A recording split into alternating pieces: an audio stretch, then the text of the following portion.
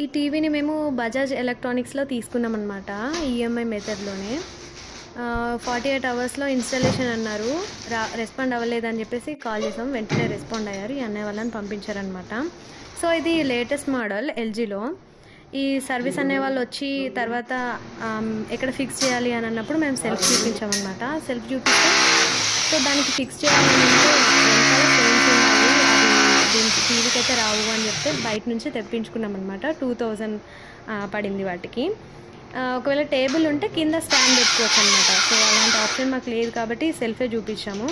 తర్వాత దాన్ని బిగించడానికి ఓనర్ వాళ్ళ పర్మిషన్ తీసుకున్నాము, ఎందుకంటే ఇది రెంట్ హౌస్.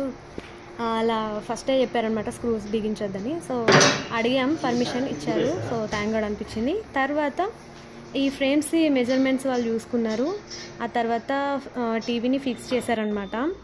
సో టేబుల్ ఉంటే స్టాండ్ అనేవి మిగలకపోవు, టేబుల్ లేదు కాబట్టి డైరెక్ట్ మేము సెల్ఫ్కే ఫిక్స్ చేసాం కాబట్టి అలా ఫిక్స్ చేస్తున్నారనమాట.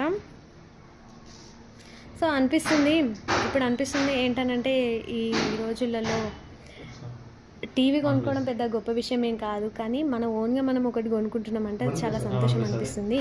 చిన్నప్పుడైతే మనం పక్కన వాళ్ళ ఇంట్లో టీవీ చూడడానికి వెళ్ళినప్పుడు వాళ్ళు టీవీ ఆఫ్ చేస్తే సడన్గా మనమే కింద కూర్చుంటాం మనమే, కానీ వాళ్ళు ఆఫ్ చేసిన వెంటనే మన ఫేస్లో ఒకలాంటి డిసప్పాయింట్మెంట్ కనిపిస్తుంది.